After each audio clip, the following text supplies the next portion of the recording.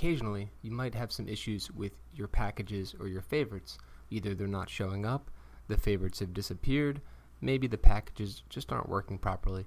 The easiest thing to do is to just get a fresh version of ROES, a fresh install of ROES is usually the easiest solution. Let me go ahead and show you what I mean. Let's say that you're in your catalog in School Prints ROES and you notice that it says nothing in this group. Now, I don't have my favorites missing because that's a glitch, but if you do, that both those tabs there would be missing.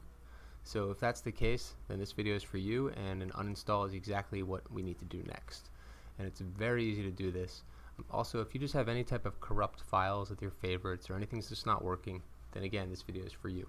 So all we have to do, if we're a Windows user, is go to C, Users, and our user folder. We look for the School Prints folder, delete it. Look for the .ROES cache folder, and delete the School Prints folder, which you can find inside of that folder. It's that easy. A couple more things you might want to do. Go to your programs and uninstall School Prints. You can sort them alphabetically if they're not already like that. Click on School Prints and uninstall it.